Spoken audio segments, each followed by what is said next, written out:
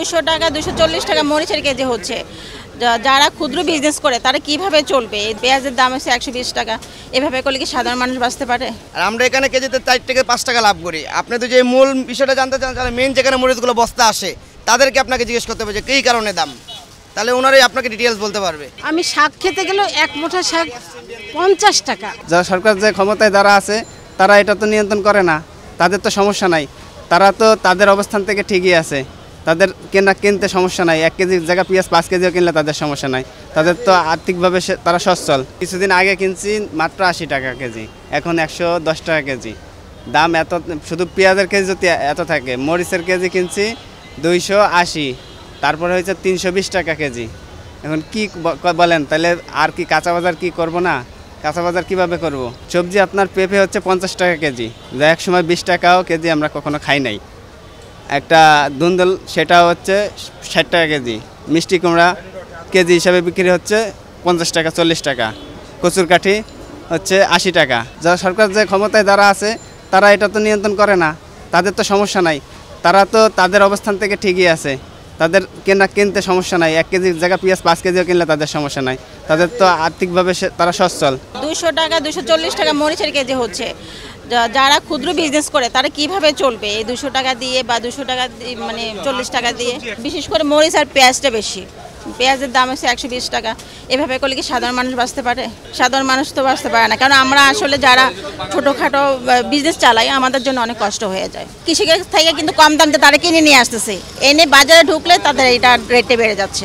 এই দুইটা 240 আর এটা হচ্ছে 200 টাকা। কালকে এগুলোই ছিল 400 টাকা, তাও ভালো না। এই বৃষ্টির দিন যে শুক্রবারের পচা ছিল, এগুলো কালকে 400 টাকা কেজি কিনছে। কালকে ইন্ডিয়ান থেকে আসে নাই, বন্ধ ছিল, আবার আজকে আসছে, দাম কমে গেছে 240 টাকা 200। আর তারপরে বেশি কারণটা হচ্ছে আমাদের দেশি মরিচ নাই, দেশি একটা মরিচই আছে, তাই ওগুলো একদম গুঁড়া বসি।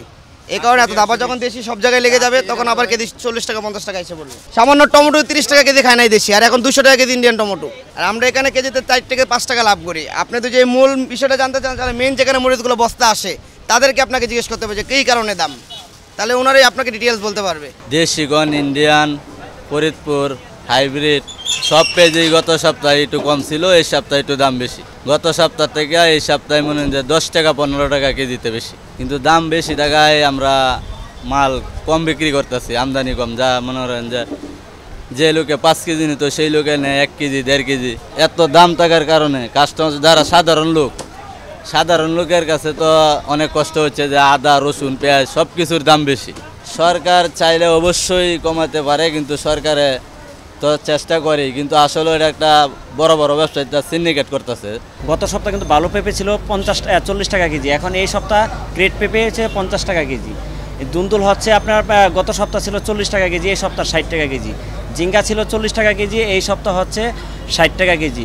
করলা ছিল গত সপ্তাহ 80 টাকা কেজি, এই সপ্তাহ হচ্ছে 100 টাকা 120 টাকা কেজি। কাঁচামরিচ গত সপ্তাহ ছিল 200 টাকা কেজি, আজকে হচ্ছে 220 টাকা কেজি নিলে, আর 250 গ্রাম নিলে 60 টাকা। কাঁচা বাজারে কোনো সিন্ডিকেট কোনো বিষয় না, বিষয় হচ্ছে অন্য কিছু থাকলে থাকতে পারে, যেগুলো আছে আলু, পেঁয়াজ, রসুন, এগুলোর ভিতরে সিন্ডিকেট থাকতে পারে, কিন্তু কাঁচা সবজির ভিতরে কেউ সিন্ডিকেট করতে পারবে না। যেরকম না, আসলে কাঁচামাল এমন একটা জিনিস, মানে আপনার বেশি বৃষ্টি হইলেও নষ্ট হয়ে যায়, আবার দেখা যায় মানে বৃষ্টি না হইলেও মানে দীর্ঘ অনেকদিন যদি খরা থাকে, তার ফলে যে মানে আপনার তখনও মানে আপনার ফলন যে কম হয়। আমি মনে করি যে বৃষ্টির কারণেই মানে আপনার সবজিটা নষ্ট হয়েছে, এতে মানে আপনার যে সিন্ডিকেট বা কোনো আশঙ্কা মানে আপনার এটার ভিতরে নাই। কাঁচামাল হইলে আমদানির উপর নির্ভর, যত আমদানি হবে তত দাম কমবে, যত আমদানি কম হবে তত দাম বেশি থাকবে। আমাদের জন্য অনেক কষ্ট হয়ে যাচ্ছে, কারণ মানে কি বলবো, আমরা তো সাধারণ মানুষ। অন্যান্য সবজি 80 টাকা 60 টাকার কমে কোনো না। পেঁপেও 60 টাকা, পেঁপে আমি জিজ্ঞাসা করেছি, পেঁপেও 60 টাকা। আর গাজর তো 100-র উপরে। আমার মনে হয় মনিটরিংয়ের প্রয়োজন, বাজার মনিটরিংয়ের দরকার আছে। সব কিছুই তো বেড়েছে, বাচ্চাদের পড়াশোনা আছে, বাসা ভাড়া বাড়ছে প্রতি বছর। আর শাকসবজি তো এগুলো আমার তো তেমন খাওয়াই হয় না, কারণ কি আমি শাক খেতে গেলেও এক মুঠা শাক 50 টাকা। আপনি যদি একটা মুঠা শাক নেন, আপনার হচ্ছে পুঁই শাক কিংবা অন্য কোনো শাক, 40 টাকা 50 টাকার নিচে কোনো শাকই পায় না।